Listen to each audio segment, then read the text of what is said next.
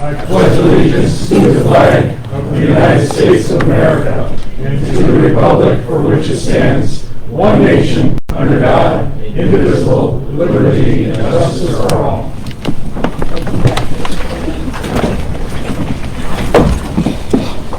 No, you just stepped up, but kind of kicking off the meeting, I think timing is right to kind of recap the 4th of July celebration.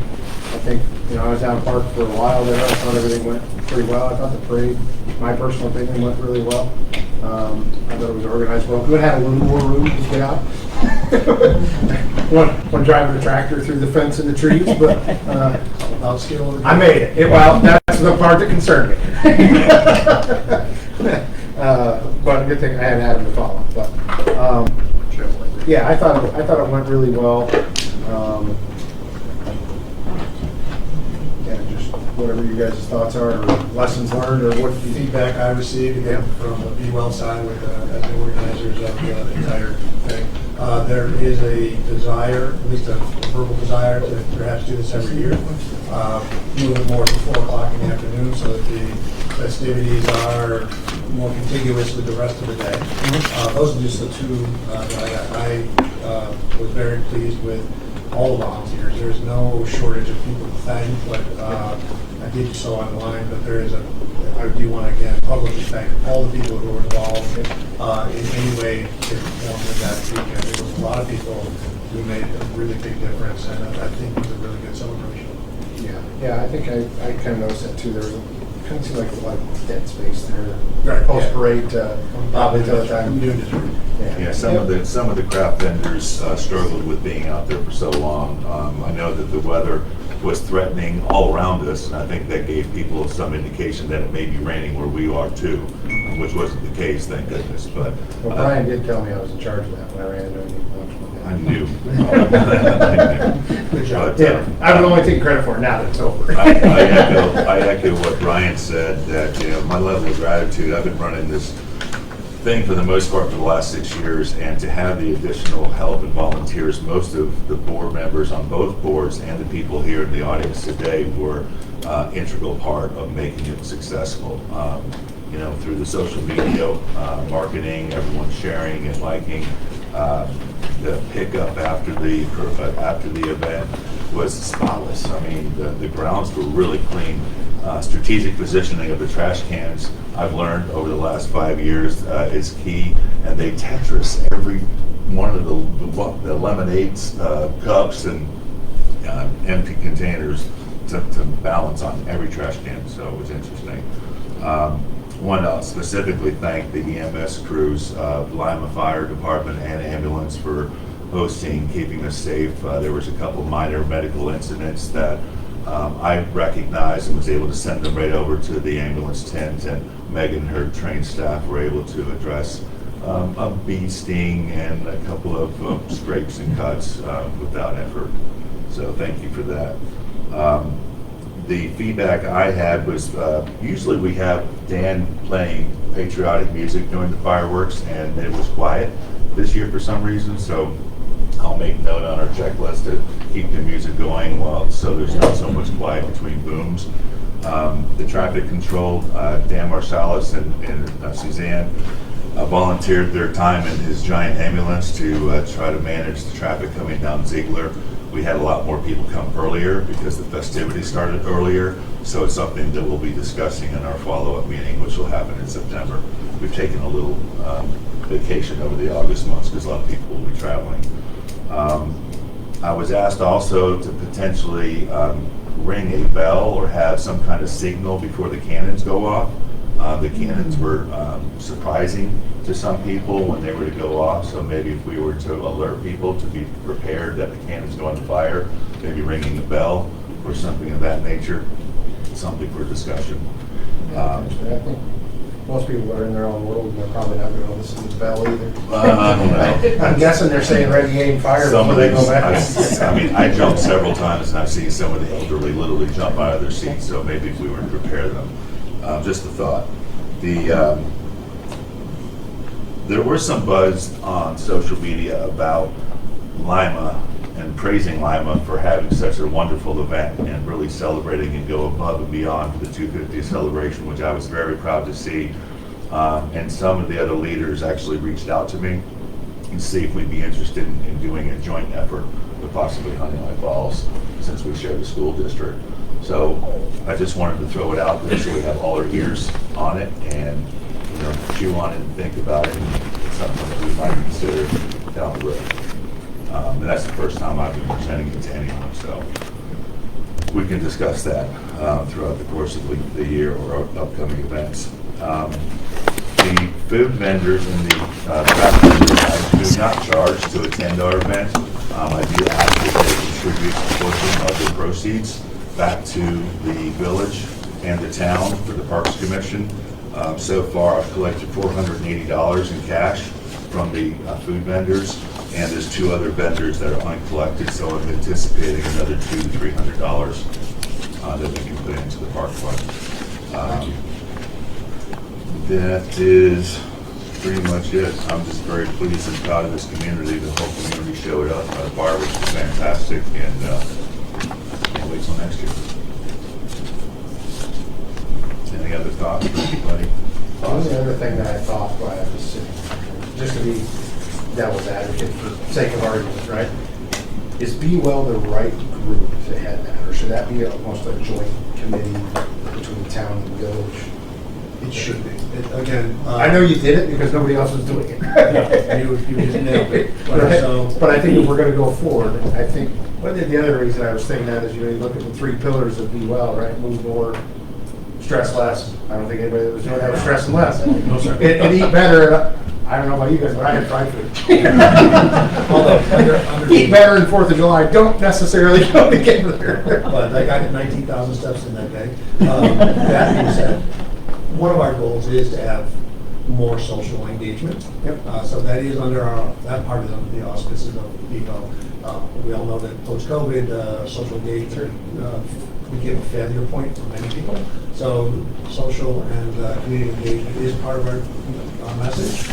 That being said, I would be happy to be a small synergistic part of a dedicated group for the that would be something that is a standing committee, town, village, and concerned citizen representation. Sure. I think that's a fine idea. Yeah, I was sure. It kind of leads to point number 8, but we'll get to it later. I didn't necessarily get all of it. Right. But that was just something that popped up into my head. The other thing I was thinking, and I saw mentions of, and honestly, I think everyone focused on America 250 was this is also the 25th anniversary of 9/11. Right. I know it's not that long away, and it would take a long time to organize a large event, but I think it's worthwhile for town and village to do something, if nothing else, to recognize our own first responders. And I believe there used to be a plaque hanging in the ambulance base. The responders and our senior of the year, Joyce, was actually on the crew that responded to that, 25 years ago. What about like a candlelight vigil of sorts? We get the candles with the little paper. Well, I'm not saying we're going to solve it today. I'm just saying I think it's something we should potentially put on we discussed the time capsule and the Liberty Tree planting. The 250th is a year-long event where we're moving into mid-September. That's what I was thinking. Maybe we could. There's an opportunity to meld everything, develop that as well. Yeah. So let's work on that together. All right. Sounds good. Good idea. Next, they had asked. I met with them a while ago, and they had asked at our next joint meeting if I could add them to the agenda. Is our historic preservation committee. They've helped me out significantly here at Town Hall with Karen and Malcolm. So they kind of give an overview of the presentation of their role, what they do, what they can offer, and at that, I'll turn it over to Fran. Okay, well, I actually thought there might be a little more time than I'm sure there is not by looking at the agenda. Take what you need. Well, I guess what I want to say is there's such wonderful enthusiasm related to the 250th, but really the genesis of the Historic Preservation Commission and an emphasis on historic preservation began 50 years ago when there was a similar very significant celebrations throughout the year related to the 200th anniversary of the country. And it was then that people started thinking about buildings being listed on the National Register. And actually in 1975 is when the buildings at Elam were listed on the register, and then quickly followed by the North Bloomfield School, Hillcrest, and then that's when the state said, oh, we're not going to do one-offs anymore. We want to look at the entire town. And so that was then in 1988 and 87 really kind of occurring at the time of our community's bicentennial, that the 58 buildings that are on the register were listed in the state and national registers of historic places. And that was really primarily an effort of the Lima Historical Society members, but with a lot of support and interest from the community. And that's led to, you know, a number of other things. And then certainly when we did the comprehensive plans, I would remind everyone that there was a survey in 2002 and 2006. And in 2002, 91% of the people that responded to the survey felt that Lima's historic character was important or somewhat important, and 67% felt that local government should be involved in protecting and preserving these historic resources. Then in 2006, 78% of people from the village that responded and 82% of those from the town responding felt again that Lima's preserving Lima's historic structures was important. And 51%, or really 49% in the village, 53% from the town, of those that responded, said that this should be a financial priority for the town. And it was really from these surveys that really served as a basis for doing the whole comprehensive plan. And in the comprehensive plan, they did lay out exactly how to, best address the interest in preserving and highlighting our historic resources. And from that, in 2008, is when the HPC was first formed, and you were part of that meeting. I was working in Albany, so I wasn't part of that meeting. And then in 2009, when the code was formulated based on the comprehensive plan, that's how the code was generated that really informs and serves as the underpinning for what the HPC does. The language in the code in the village and in the town is exactly the same. And actually, thinking that I'd have more time, I copied the code, that section of the code for everyone, and I can leave those here, and if you would like to take that, you should. One of the other things that was done was to create a brochure that questions and answers on the preservation districts, and really that is the basis of the work of the HPC, those preservation overlay districts. And what drives those districts? Well, it's driven from the properties that are listed on the National Register. Now, if you look at the Lima Village or the Lima Town zoning maps, they show historic overlay with hatching marks. And so, again, it really all goes back to those 58 buildings that are on the National Register. And the way it's set up is that if you have a project that requires a permit or planning board review, and your property falls into one of those historic overlay districts, you need to fill out a Historic Preservation Commission review applications. I also have made copies of those too, because I don't know how many of you may be familiar with that. And that asks the applicant for information on what they're going to do and what it's going to look like. There's very specific things that the HPC needs in order to really make a good decision. And so I would underscore how important it is that the planning board, or the code enforcement officer, and the applicant give the HPC good quality information. We can't make any sort of determination or recommendation based on, I'm going to put a porch on.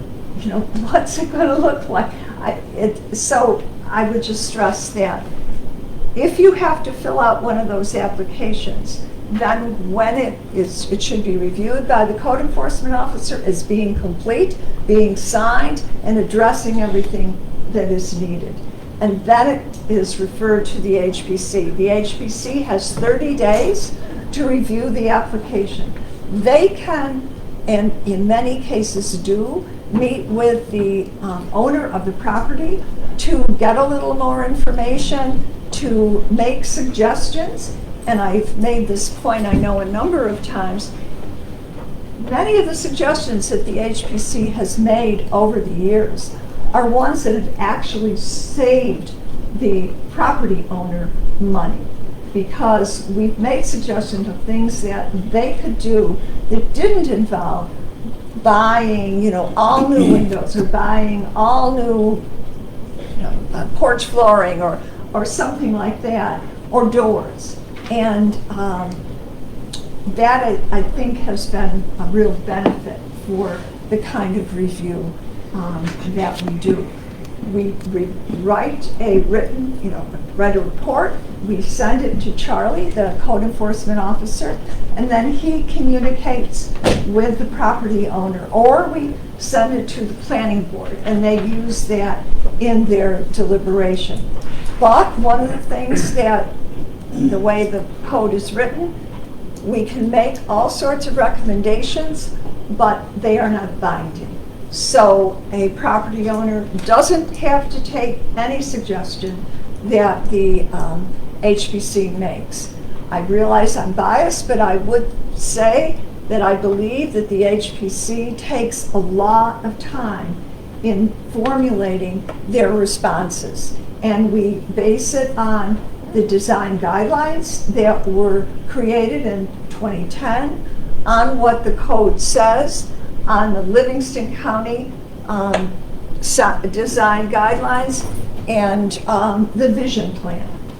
And so we are, as I like to say, we are not just making decisions by the seat of our pants. And so I would say that this is kind of what we do. I would look to all of you to ask the HPC any questions, to consult with the HPC if you have questions about either architectural or archaeological resources, because Lima, again, is very unique in having some extremely significant archaeological resources which have to be considered when you're doing seeker, and it's something that we want everyone to be aware of and proud of, that even hundreds of years ago the Senecas chose Lima for a number of their villages, and that's another aspect of the historic resource, let's say, interpretation and work that we do. Now, I'm going to ask Robin, who is the architect on our HPC. The code calls for 5 people. At the moment, we only have 3. We would love to have more people as part of this board, because it brings other perspectives and other information that is helpful to us. The other member right now is Don Brown, who is the owner of the old firehouse building, and basically a business owner in Lima. So, Robin, I don't mean to put you on the spot, but do you have some comments or suggestions that you would like to impart? I think historic properties and preservation are an economic driver. And I think sometimes in our small town, we feel that we get the sense that people are like, you can't tell me what to do with my house. We're not trying to. We're just trying to help people understand the quality and the value of what they have and what we have as a community. And, we had an interesting meeting just this last month where we went in and talked to the homeowner. And, it started out like, well, this is not going to go so well. And we left with like, they felt that we were here to help. And I don't know that we always get that reputation. And that's honestly why Fran and I have stuck with it for so long. We're supposed to serve 5-year terms. There's been no one since 2009 to come relieve us, so we're still here. And I think we just need more support.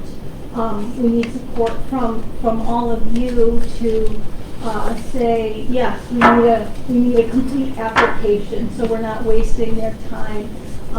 Fran and Robin can't do all the code research that Charlie could do to help a home owner and applicant get something in front of us more complete. We are advisory, but you guys have more weight. Your voices carry more weight than ours do. So knowing that we're here and that you're reading our reports and seeing the intent behind what we do, we're hoping that will be beneficial. And tell your friends who like historic houses or architecture that we need more people on our committee, because it's a heavy load for 2 people. Don likes to say he's advisory only because he doesn't live in Lima. He only owns a building in Lima.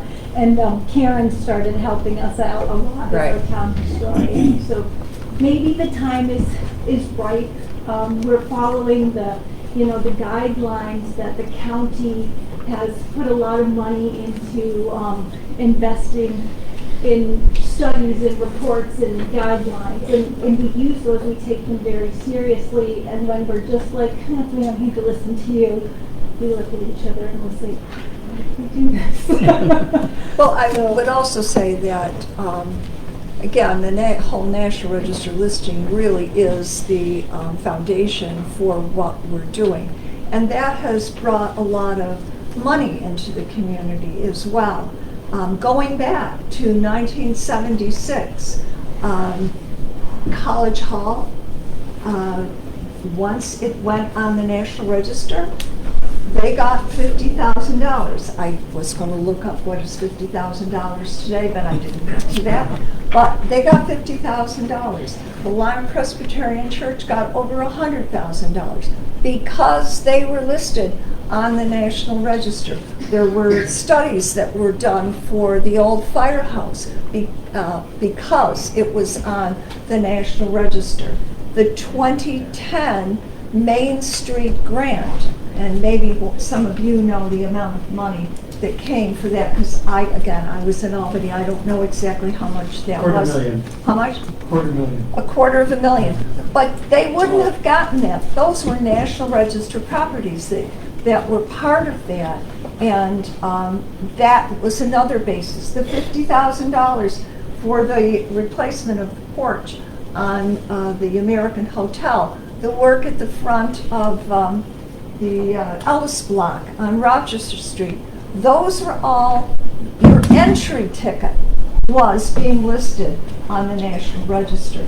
So it has brought money into this community and helped to preserve and enhance a number of the buildings that give our community its character.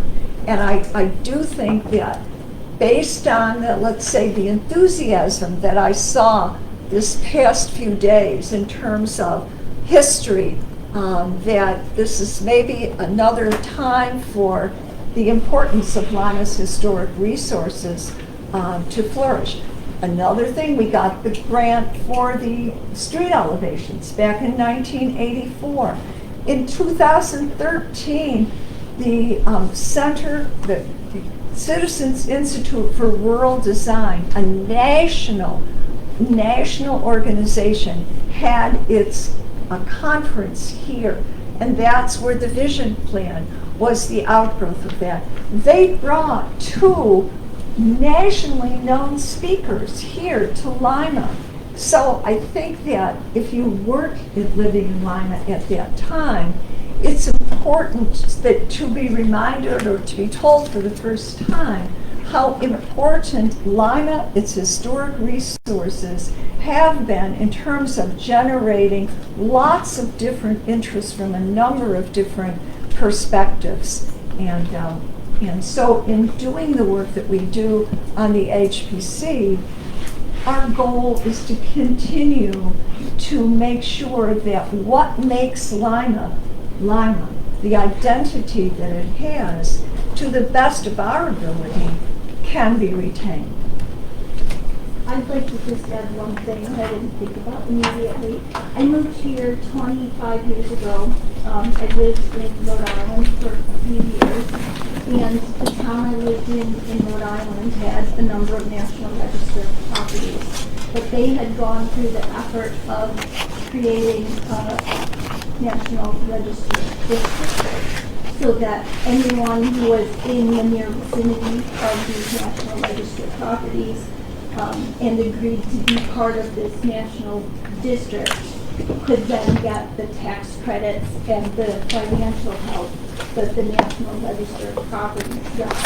So as a homeowner in a district, I didn't have a National Register house, but I was able to get tax credits on painting my house and money back. There is an economic advantage there as well. We don't have that here in Lima yet, but we could. But the state, any building on the National Register, even a dwelling as opposed to a commercial building, can apply for historic tax credits for work on their building. Right, the National Register. So at the last planning board meeting, there was specific talk of a piece of property out on the west end of town. Did that property not take advantage or something of this application process? The Warner House? There was talk about the Warner House. The Warner House, the And Warner of course, House. it's up for sale right now. No, it's listed on the National Register. I went up to the open house on Sunday and gave Lori all Great. of the National Register information, as well as Asa Hull Warner's obituary from 1847. So that is on the register, yes. Maybe, who knows, Ray got So in one trouble thing- and changed the law. Fran, I would say is, if you have to make any changes, or, I know that Sharon, the planning board secretary, is also now working here on Thursdays with Charlie to make sure our application processes flow a little bit better. So I would encourage you to come in on a Thursday and meet with her, because they're redoing our applications right now, because, I'll be honest with you, we had 3 different. So we were at a planning board meeting and they were looking at 2 different applications. So we got to obviously clean that up. So yeah, I would encourage you, if you want to make any adjustments to this, if you want to look at their application and make sure that it's maybe potentially more prevalent and more visible, I think that would be worthwhile. Okay, great. Yeah. That's wonderful. And to definitely introduce the county design guideline at the time that the application's being submitted, because it's something that you use as a valid reference point. So if the applicant has that to review based on what their thoughts and revisions are for their design, they can basically put Yeah. the application out with more accuracy so that it's more in tune with what you're looking for. I think the application does reference those, and that's why I was asking to make sure that those resources were on the town and village websites, and that wasn't always the case. The renovation, these are Lima's renovation guidelines 2010, they're done by Rick Hauser, an architect from Perry, and they were done really as a basis for that Main Street grant. You kind of needed to have that in order to apply, and then they were used in guiding the applicant or the building owners that participated in that grant. Maybe you all did. Again, I was not here, so I was only peripheral to that. But also one thing I didn't mention is in the village, there is also another overlay district. That is the downtown business overlay district. And yes, a lot of buildings in the downtown business district are on the National Register, but there are others that are part of the business district sector that are also included in that overlay district. And in the code, there is a lot of what is called form-based code right in the code in terms of how those buildings should address any changes that they intend to do. And so we have participated in the review of some projects that were not actually on the register, but they were in that business overlay district. It's another part of the code. Do most of the people that own homes that are on the National Registry, are they aware that they can qualify for grants to assist with? I can't answer that. I can, no. Maybe start, like you said, you create awareness. Maybe that's something that we Yeah, can work on. we did at one point send a letter to all of the building owners to let them know about that, but that was a number of years ago. So that could easily be redone again. I will say, it's not a walk in the park. You've got to, if you want to do something, you've got to take all the photos before, and you've got to show people exactly what you did, and you've got to sort of earn your Sure. tax credit, but still, it is a benefit to people who are on the register and intending to do sympathetic renovations or changes. How old does a house or building have to be noticed On the as National a Register, historical building? 50 years. Is that all? That's right. So one of the things that I would like to do, like I have time, but I would like to go, and there are a number of houses and buildings that were not taken on the register back in the early 80s. And I think there are many other opportunities there. And now you can get some ranch houses. Right, I would think. And they people Built in are the very 60s. interested in that. So There you go. Well, down the road from you, is the Martin/Dibble Seed Farm down where Kent Fellows is? That's Oh, yeah. gotta be on it. it is. Oh, it is. Yes, that's a spectacular property. It is. Yeah. A lot of history there. Right, but here's one that isn't, that really should be, where Amy Klostner lives, across the street from the big Peck house, the stone one. That's not on it, it should be. And really, I would say all of those on that corner. That big stone house was a Peck house? It was, yes. I lived in a Peck house right on the other corner.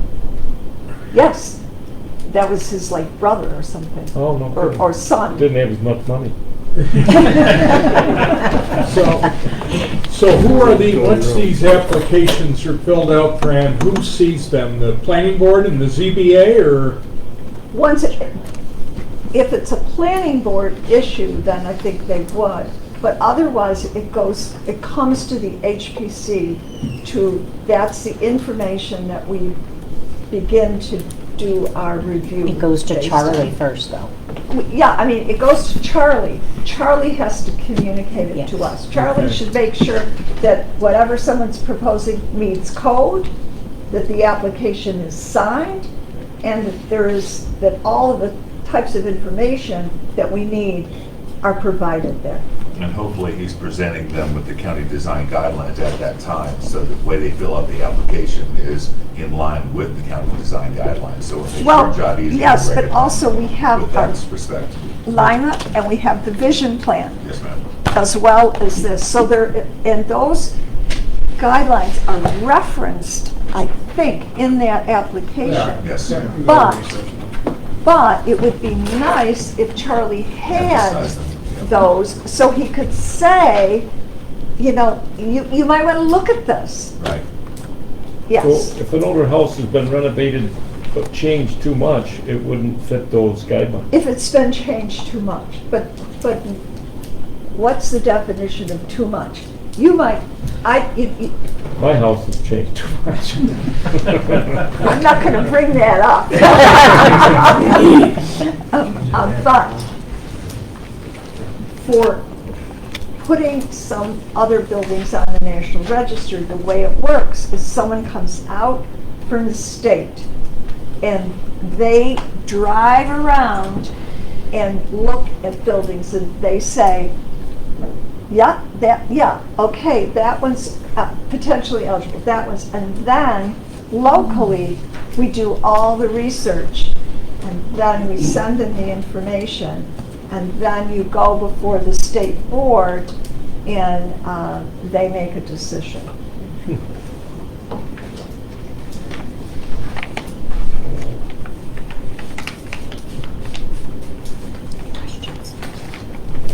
Do you have any other questions? Thank you for all the information. Yeah. Well, thank you for giving us time. I might go through the application markup, I just have some thoughts. Oh, good, that's wonderful. And, you know, that application, if that were a fillable form, Oh, we're working on that. We're working on that. that would be really helpful. Yeah, we're working on it.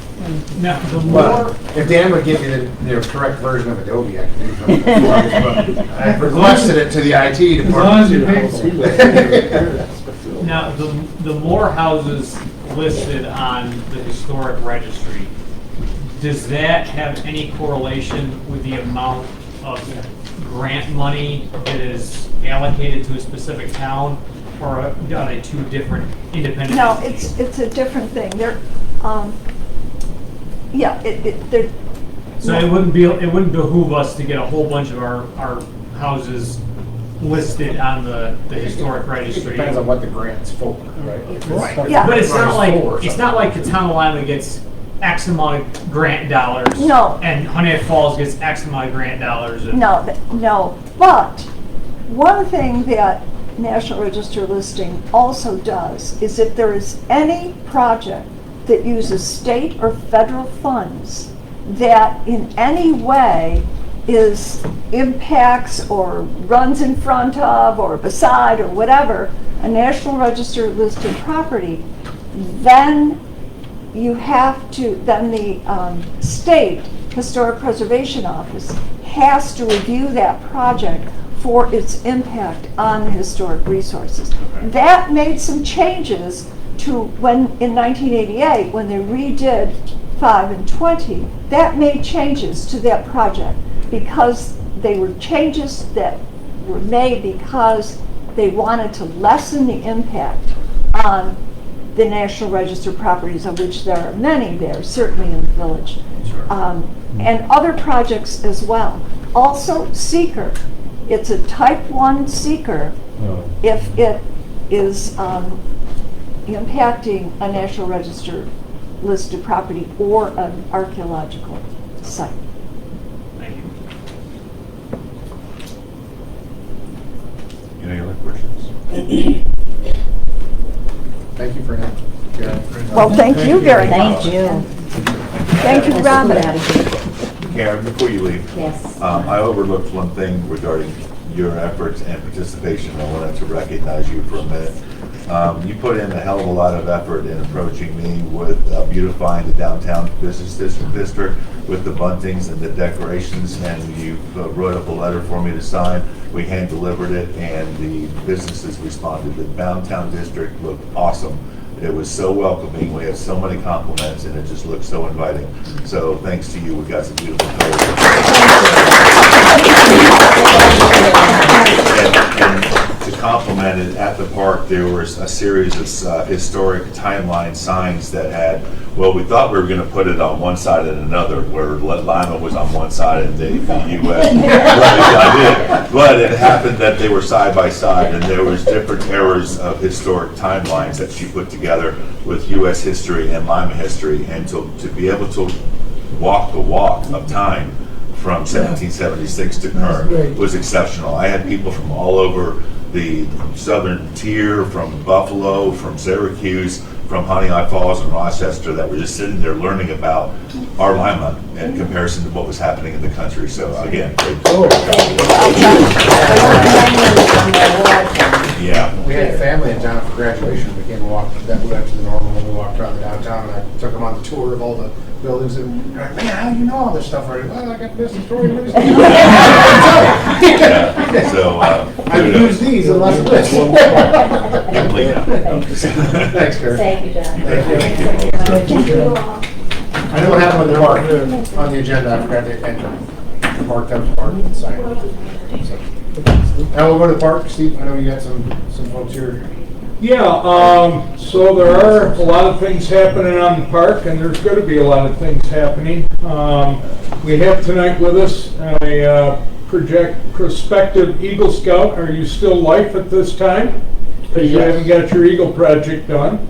And this gentleman, this has been almost a year-long project, jumping through hoops, through government agencies in Albany.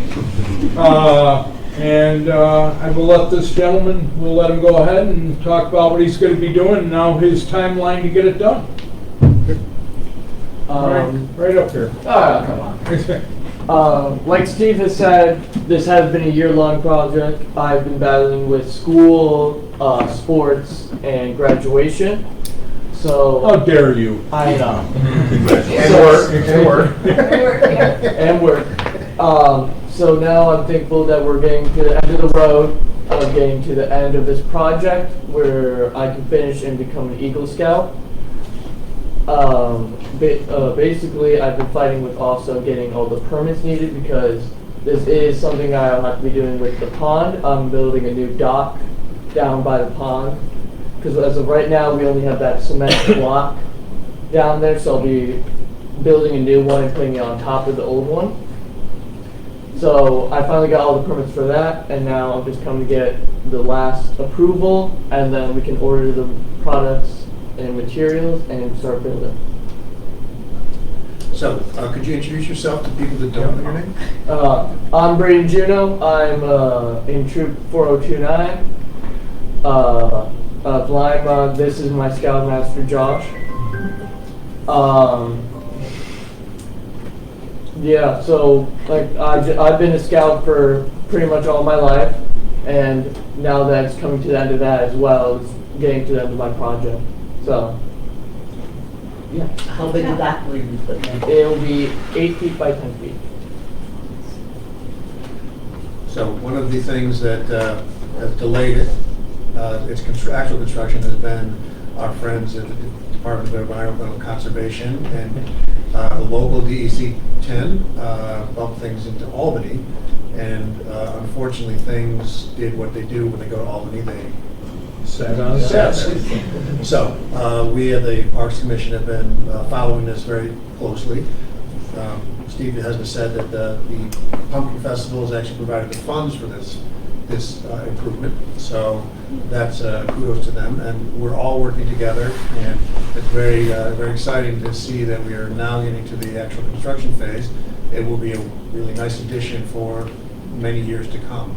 But it is, again, important to consider the environment and that impact. But now that we've gotten through that, we're really looking forward to having that happen. So All permits are in hand? All permits are in hand? permits are now all in hand, is that? Yep. They're with Jen Shanks. It Yeah. came through email to Jen Shanks, and I have a copy as well. I can print off if necessary. Bill Stravanovich said, and as he offered before, he would like to meet with you, just go over the material list.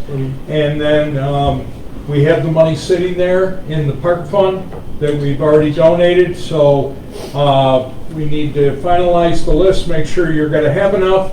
And then the village will order it because we won't have to pay tax on the materials. And did you have a date in mind on this project, when to start? It's just when we can get the materials ordered and when they'll come in.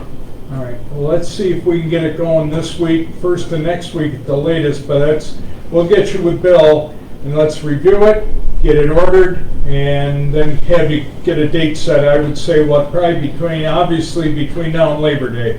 Let's get this thing done. Where might you be getting material? Well, when I was researching where to get it, I did do Home Depot, but then they came up with a different location. I forget where they said it was. Avon Lumber Avon Lumber. was going to work with us too. And it'd be nice to kind of a local business, close enough by, if they're. They keep the sales tax in Livingston County. That's the only, but won't be any sales tax so Oh, far. yeah, well, whatever. Keep your hands up. But anyways, well, thank you for your efforts. It's a great feeling. I'm an Eagle Scout myself, and I applaud you for making it this far. A lot of kids don't. It takes a lot. If you only knew what it takes, the hours, you still have a merit badge program, right? And the hours that have to go in that, and you have to qualify and have so many merit badges to get up to the rank of Eagle. And it is quite an accomplishment, I'll tell you. Thank you.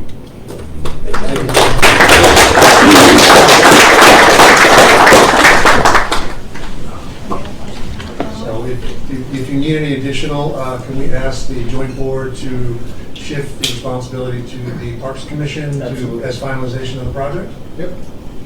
So then you'll be dealing with a smaller group, and we'll shepherd this through to the final.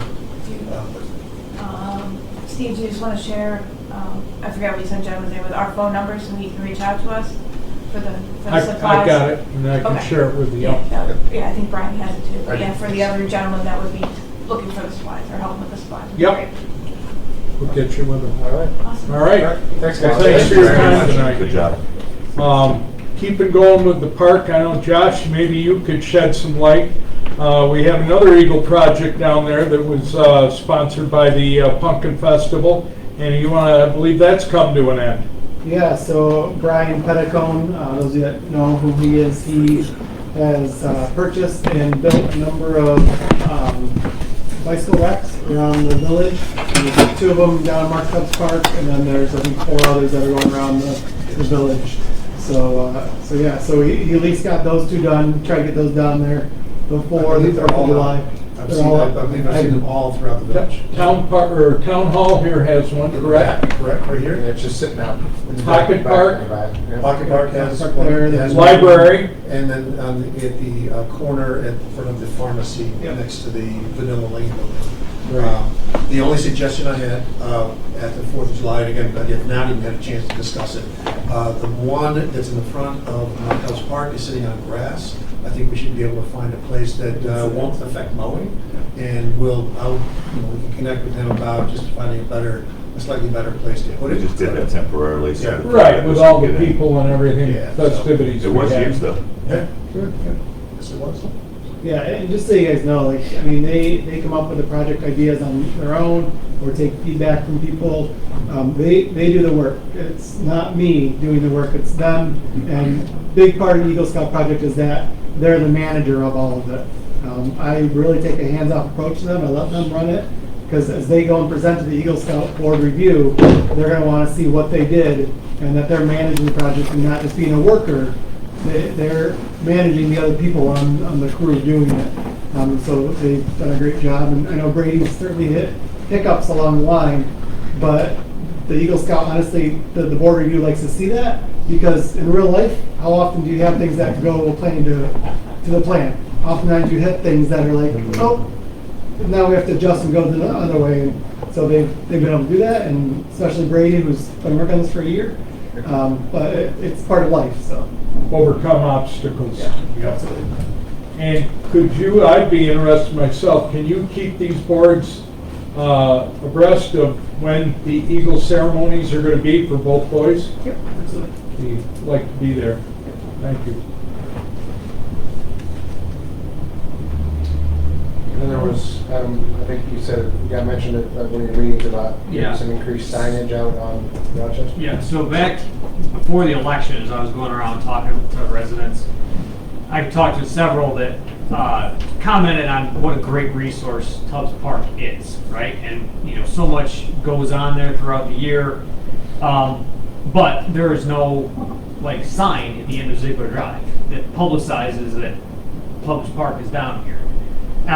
So we were talking, and it came up at the Community Connections meeting about looking at ways that we could, Community Connections tries to basically publicize, all that our community has to offer. That's the goal, that's the mission of what Community Connections is. And being able to publicize the park for what it is and try to get it used more, utilized more. We just thought that maybe having some better signage at the end of Ziegler Drive would be beneficial to the park and to Lima as a community. That being said, then where do we put it at the end of Ziegler Drive?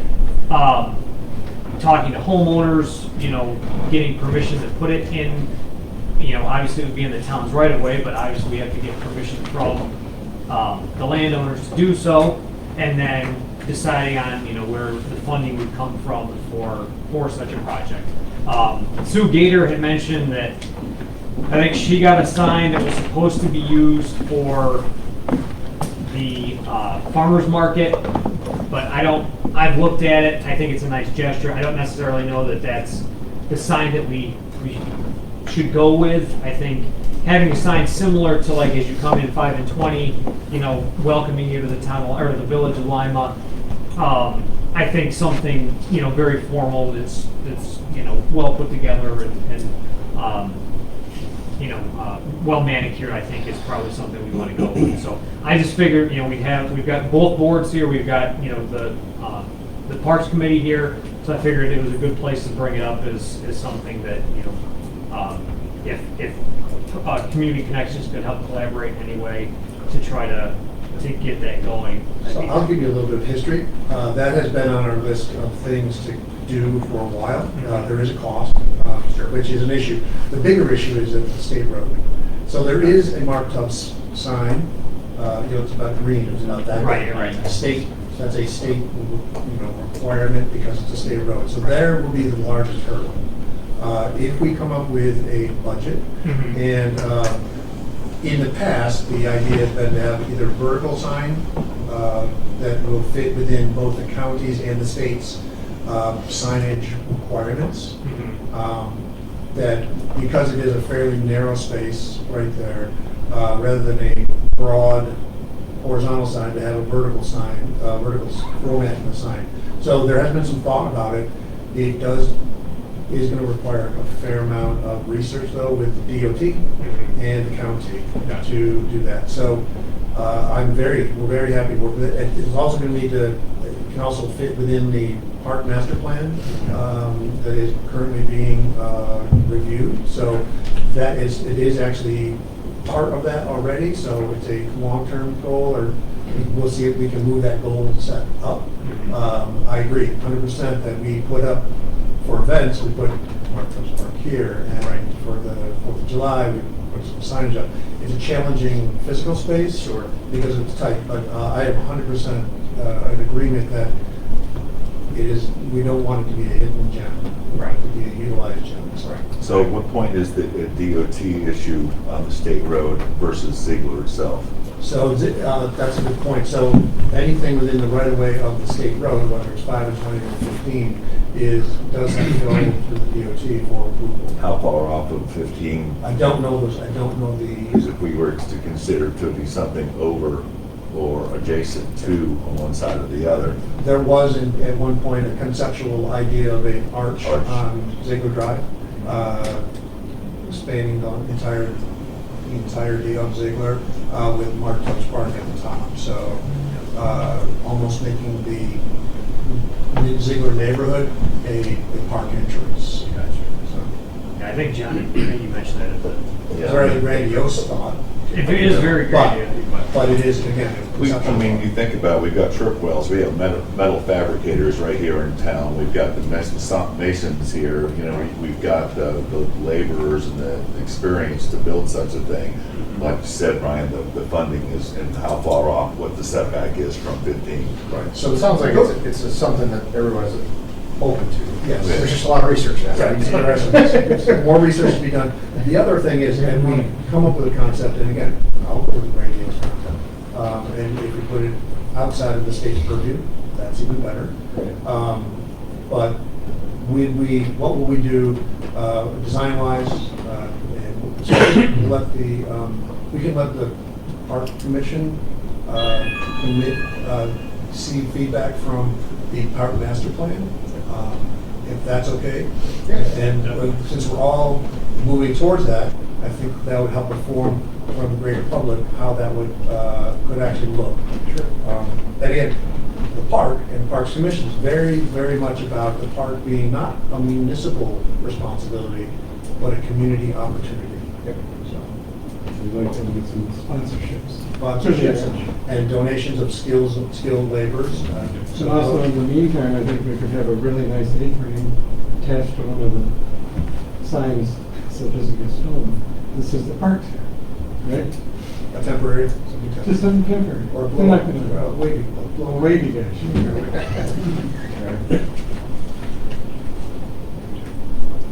Anything else at the park?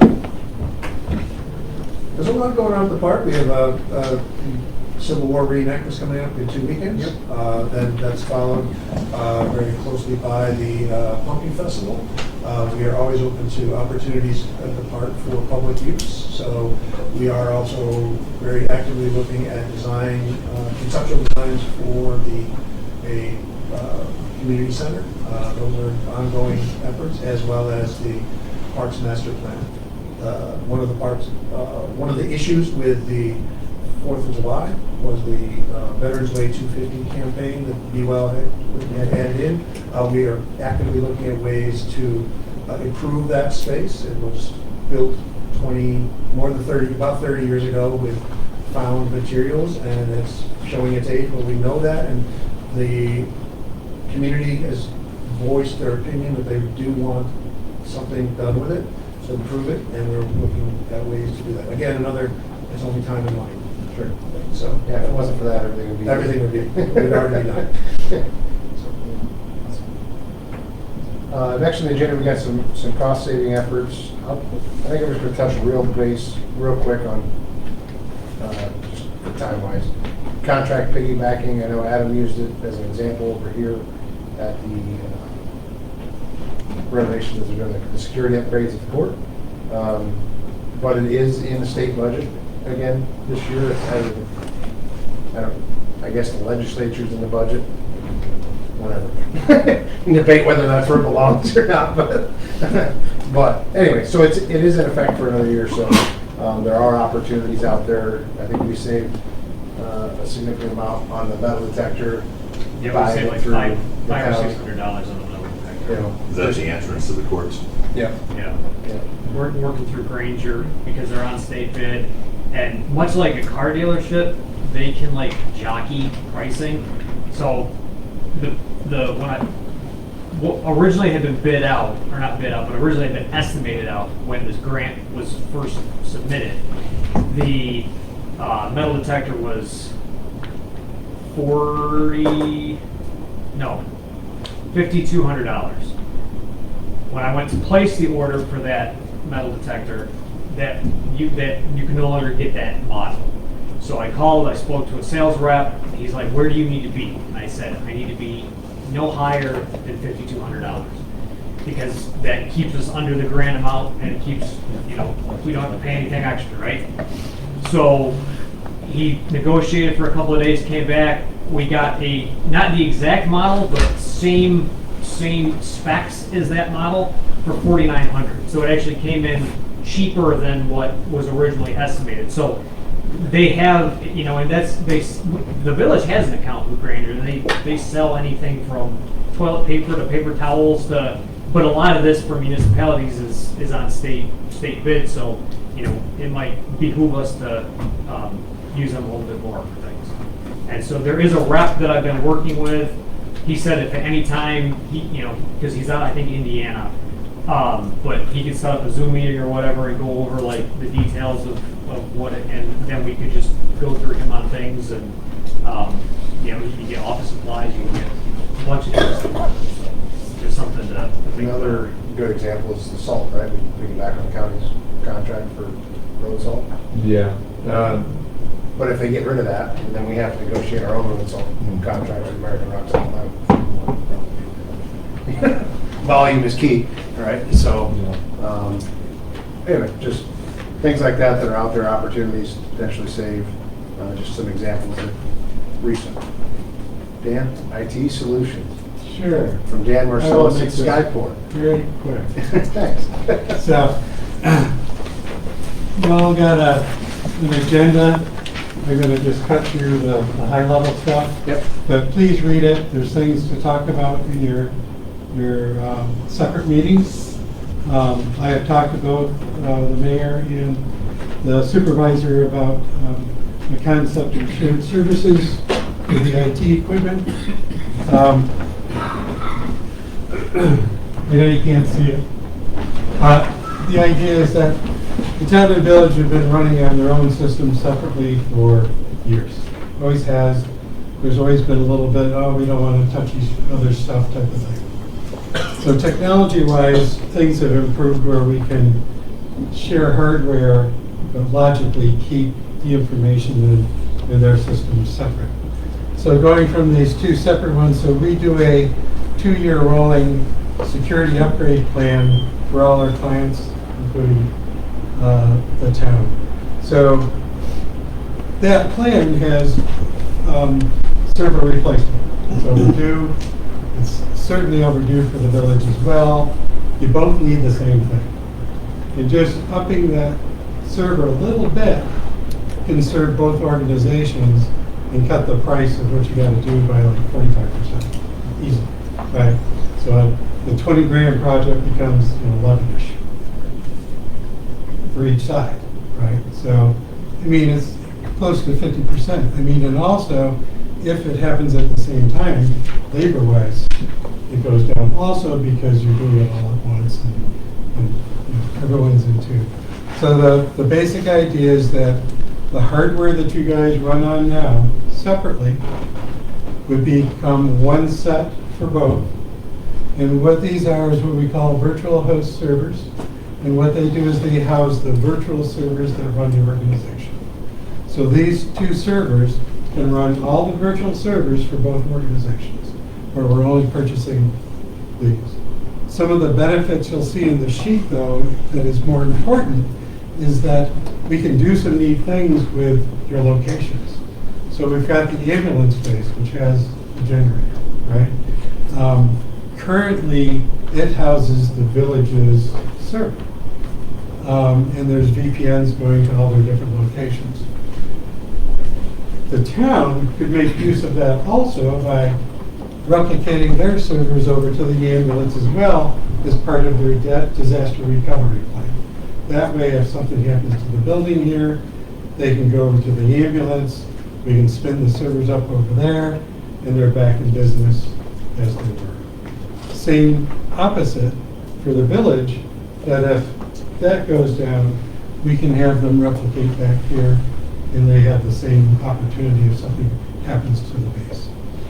That's the gist of it. The idea is, do you want to go forward of looking at something like this and seeing how that would break out for a possible service agreement, which I'd be happy to work on.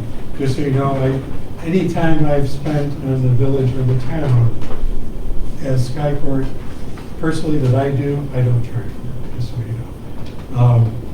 If I have to send the guys here, yes, I gotta charge. But typically, I live down the street, so I usually show up or set up the projector. So that's the idea. I would review it with your boards in your meetings and see if you want to move forward. Let me know. And I'll start working. I already started working on it. Right. Come up with the design and then what the cost breakout would be for the two organizations. Perfect. Thanks. Good? Yep. Thanks, Dan. Yeah. I'm just going to touch real briefly on number 8. HPC mentioned it. We have every one of our committees, organizations could use help if you know anybody wants to get involved. I know we have opening on the ethics board, planning board, we'll have some. I'm sure the zoning board of appeals will have some. There's no shortage of places to be involved if anybody wants to be involved. John, I'm going to turn it over to you. Could I touch back on the cost saving efforts real quick? Sure. So Ben and I have. Thank you. I was going there. Okay. So Ben and I, we've talked about getting all the brush ground up and everything like that. We've contacted county for county bid things. So to get all of our brush that we've had stockpiled for the last 2 to 3 years, we estimated it'd take probably 3 to 4 days to grind it all. Neither of us are really sure if the cost on county bid also includes hauling it away. I can assuredly tell you it does not. Okay, well, so through Terry Tree on county bid, their cost per day was $6,205. Ben received a contract, I believe it was yesterday, from Green Renewable. It was, they would grind the entire pile and haul everything away for $10,000. Up to 5 days. Yeah, up to 5 days. We do expect it to probably be 3 or 4 days, but it's a significant amount of savings, and we could split it halfway through the village. I know Ben talked about the village, kind of paying for it up front, and then the town reimbursing them for our half. We're on board with that. I would say the same. That must mean they have 3/4 to pile. We got our initials on it. It's ours. Well, we are running out of room Yep. for more and more brush, so. Did Ben indicate what the time frame was as far as availability of the green renewal? He did not, Is that something we're looking forward, or they're capable of doing over the summer months? So they used to be in our backyard at work. We've leased them their yard. I can tell you that if they're willing to do it and haul the material, then that means they need material. So- probably quickly. Yeah, that's why you got a better rate, because they need the material. Gotcha. Right? If they don't need the material, they won't touch it. Yeah. Well, Ben has already mentioned that he's able to come up with the 5,000 for that. The village would be willing to cover it. If that's something you want to move forward with, it would be up to the Yeah, boards to 'cause- vote on it. I mean, I could find another 5,000 in our budget as well. Do we want to make the motion at this time? I'll make a motion that we follow the contract with the name of the company. Green Renewable. Green Renewable, Green Village, for 50% of the cost of the removal from up to 5 days, and pay half the cost. I'll second it.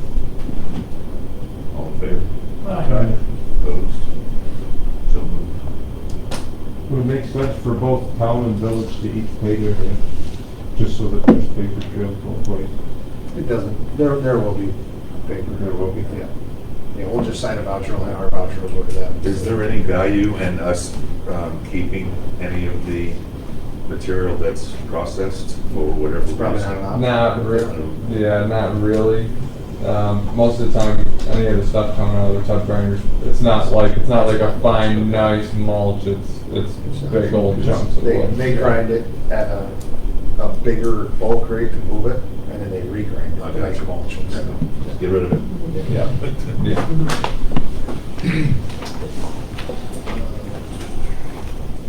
Thanks for covering that, Sean. Yeah, no problem.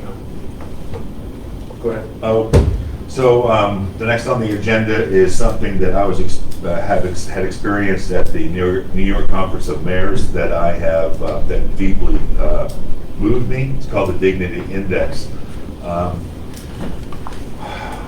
We've experienced a lot of separation in our country, and I have a strong feeling that there's a level of contempt in how we speak and the message that it sends. And that's why I handed this out, not just to the board members, but to everybody in the community. We need to change our attitudes. We need to change our directives and how we speak and how we address each other with more kindness, with more empathy, with more consideration. There's nothing wrong with being passionate about what you want to present, and how you present it is key. The card that I handed out to you is going to be a template kind of like a reference card that I'll have available at all the village board meetings. And if the town agrees and they want copies of it, we can get more copies and leave them here as a reference. But as we as board members are addressing questions and things that the community presents to us, we have to be willing to lessen our levels of contempt, to understand, to be more open-minded, to be more receiving. And the body language and how we look at people and how we address people is going to be key. And we're asking that of you as well. So the level 4s and below is where contempt starts. And if we have contempt in our tone and how we're presenting ourselves, that's the way that the response is going to come back at you. If we're coming in with a level 1 at the worst level, there's different ways that we can change the tone and change how we want to speak so that it's received better. So try to move your presentation to the 5, 6, and 7, and 8 level, ideally the 8 level. The smaller card that I gave you has some examples of phrases with dignity. I'm not going to read through them for the sake of time, but take a picture of them, use them, share them with your family, share them with your kids. And these are just the little steps we can take to make a difference. We all have to change within. And I think as leaders that we can start setting a positive example by adopting something like this. It may be this, but if we can start practicing this in our everyday affairs and how we address each other as human beings and as neighbors, we're going to come back together. We're going to make a difference in this community, and other people will recognize it. My objective and goal is to create a resolution for the village board to adopt this and to practice it in all our affairs. I intend to take it to the other mayors in the county. I intend to take it to the board of supervisors and see if they'd be interested in adopting it. And also possibly having a keynote speaker that spoke to the conference of mayors, the 360 mayors that were in attendance in our conference, to do a workshop. It's a 1-hour presentation and a 1-hour workshop afterwards. I think it's important that the leaders stand for dignity and present themselves with compassion and empathy. So I wanted you to see that. I wanted you hopefully to appreciate it, and to hopefully it impacts you as it impacted me. Yes, sir. How can you also get this to the public? That's where we're going next. So, Because it takes two to tango. Yes. We'll be presenting this in different ways. I'm going to be working with Dan Marsalis in how we're going to present this. We haven't really determined the exact method. Dan, do you want to comment at all, or have some input? At least I did get permission from the speaker to provide it to the board members. So I did record her session. So I will get that on Office 365 and SharePoint, and I'll share it to everyone so you guys can at least view the presentation that we saw as a start. Yeah. And then how the board decides to extend it, or our boards decide if the town decides to adopt it as well, and how we decide to, if we want to promote it together. We have our Lima app that we can put it on. We have our website. We can do mini workshops. But that's something I plan to educate myself to a level where I would feel comfortable performing a workshop. And if that's something that we can get to, maybe 3 months or 6 months, but still practice this in the interim, then maybe we can get there. So to answer your question, it's a priority, high priority on the agenda. Because the way we're talking today to each other is acceptable, but there's some heated discussions that are unacceptable, and we need to have more consideration, empathy, and more dignity. Yes, ma'am? Hi, yeah, I was wondering, maybe this would be something that Be Well can help with, because it fits under stress less. Absolutely. Yeah, we'll definitely present that. The more people we have on board that are willing to accept the change personally, then that's going to be a positive reflection on the community too. What do you guys think about that? Yeah. And then maybe also, Christine, the presentation you made 2 years ago at a Rotary meeting kind of almost fits into this. Yeah. Yeah, kind of like we talked a little bit back and forth, our text that I got back and forth last night. I think, we have an opportunity as both village and town board to that's our job, right, to lead, right? You know, so I think it's possible that we could maybe draft a joint town-village resolution that as leadership, you know, we commit to our constituents to act in a certain way, and we expect you to hold us accountable to that, you know. I like that, John. I think that's a potential opportunity. Just throwing it. 100%. Any questions or feedback on that? Go Do we need ahead. permission to share this on social media? Well, the recording will be, we have permission amongst the board members, and then from there we can Probably, I mean, detail how. I'm certain this is a for-profit business. But again, I'd like to have these flashcards, I'm calling them flashcards or reference cards back, so that if at every meeting, we can have them available so people can reference them and think about, hey, what am I about to say? If I'm in the 1, 2, or 3 zone, I need to redirect, take the contempt out of my tone to present more dignity, because that's the level of dignity that's going to return the response. One of the sayings I heard years ago, listen to understand, not respond. Absolutely, and that's one of the back that says right there on the back side of it, that has it quotes you exactly. Oh, yeah, good. Yeah. So I want to say, Christine. I do have access to resources and stuff. I'm part of a group called Better Angels, which does a lot of this, so we could probably get something done here for zero money. Would you work with me on that? Yeah. I'd love to work, I'd partner up with you in a heartbeat. That'd be great, I think Christine. as a community organization, Be Well would be very happy to share these as well. And if anybody in the audience has an idea that they would like maybe some method of media, whether it be a newspaper or flyer or what have you, that you would benefit from, that if you're not on social media or Facebook or... I recently found out that more people read the Sentinel than The Sentinel, so we can maybe do something like that. But I think an in-person workshop would have a lot of value. And once we get to that point, and we can do a series of them, you know, and just do a repetition of each one and learn from each one to move forward. So I think we could be a shining example in the eyes of the community immediately and surrounding us, and make a difference. Maybe posted on what used to be Positively Lima, positive. That would be a positive impact, wouldn't it? Thank you for listening.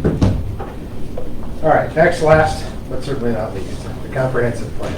It was mentioned a couple of times tonight. It was mentioned, I know, as part of elections.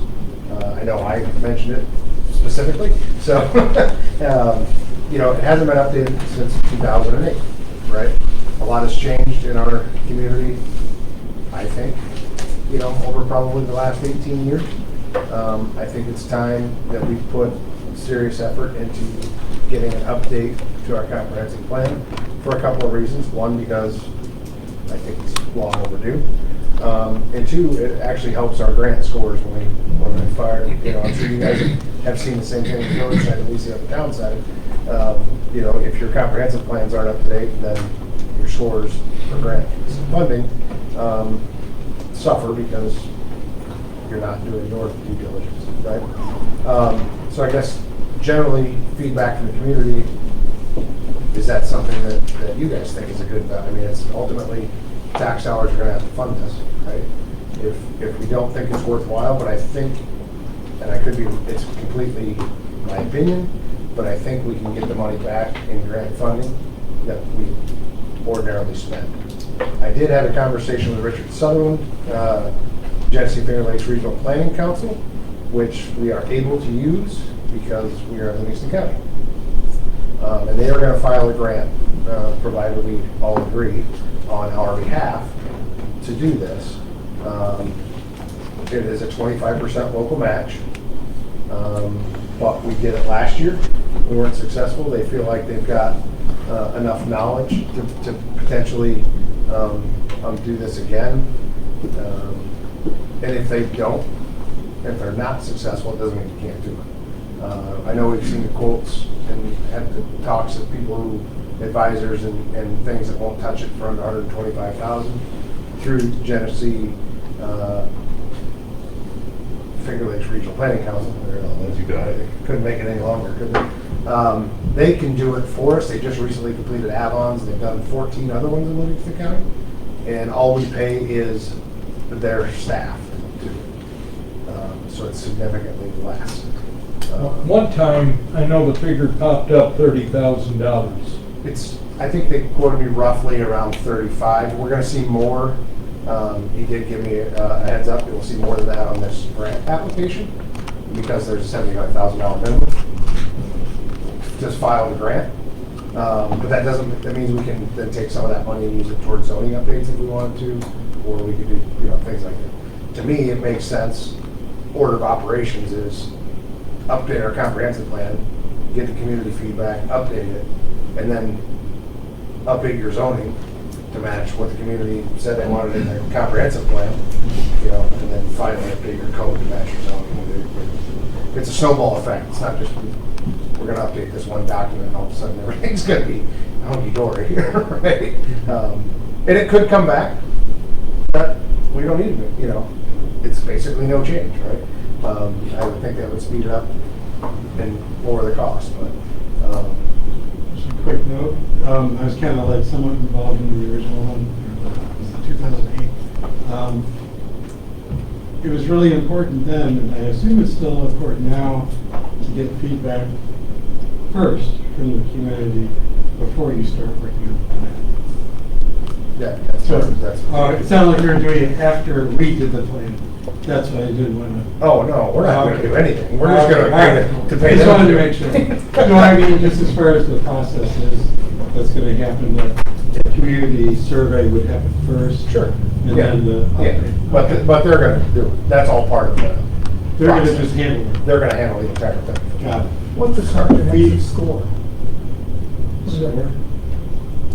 You mentioned comprehensive score? No. We did have a local survey company do the survey for free in the past. That was Crux Research. That was the Geraces. You know that company? They're over in Niagara Falls. I don't know if that makes a difference. If you want to contact them, you can. But if it's a package deal and they're going to do everything. Yeah, they do. I mean, that's their. I understand that managed service. Yeah. So I guess the only thing I would want to talk to the village board about is that this is something that we're going to do. We won't know until probably November, December, whether we're successful in the grant or not. Obviously, your budget's already set. Ours is about to start the process, right? So I think there's a lot of things that we make more complicated potentially than we have to, but that's a topic for a different day. We could potentially carry this cost in our A-side budget, which is town and village, right? And then we don't have to do, I pay this and you pay this, and I think there's multiple opportunities where we can do that and make things simpler. But for this application, I think it makes sense for us as long as you guys are on board and think see the value in it. It's a $25,000 not to exceed match. We can include it in our budgeting process on the A-side budget. Everybody's included. The village would still have as much involvement as you would if you were paying $12,500. You know what I mean? It still is a co-sponsored process. Clearly, we are, with 1988 when 5 and 20 was last renovated, we are well overdue for a downtown revitalization. The key item to that will be this. So, we as a village really feel like it's very important that we start moving forward. This staying stagnant just means We're just losing ground with everything every year. So personally, I'm very much in favor of having the skeleton built that allows us to move forward and really flesh out these changes of items that affect the village solely, like the flooding and the revitalization of the 520 corridor and the corridor. So And that's what Ben may have been asking about scores, about having the comprehensive plan in place that allows us to score better opportunities for grant opportunities. researched like the whole solar farm issue. One of the loopholes that these big solar companies use is if your comprehensive plan doesn't match the wording in your solar law. So being able to update our comprehensive plan, you know what I mean, as we're working to come up with solar law will benefit us in the long run there as well. Well, yeah, our current comprehensive plan doesn't address it really at all, just as we think that green energy is a thing, right? I mean, that's, I think I'm paraphrasing a little bit, but that's pretty much. Close. It's pretty close. Pretty much, yeah, you're right. And again, as our neighbors to the north are adding 650 some housing units, Right. We really need to have a comprehensive plan to stay up to date and improve our infrastructure and stay the character that we want to keep, Yep. while also improving ourselves, our tax base. Awesome. Anybody else? Anything else? No, Sean already did it. I'll have Richard keep you in Yep. the loop. He's been keeping me, Yeah. getting emails from him as well. Need a resolution or a vote? I think we'll, if we're gonna put in the A-side town road, then I think as far as the mobile match, we can handle that on our end. And then, Laura will have it in minutes if you support it. Right. All right. If there's nothing else, I think we can close the joint. Well, we've had the Lima EMS chief here all night. I don't know if she was going to report anything or not, or no, Meg. All right, I just wondered. I'm just listening. All right. Thank you. I'm good. Motion Anybody else? adjourned? We got a second? All those in favor? Aye. Thank you. One down, one to go. Yep. That's just the easy one. Yeah.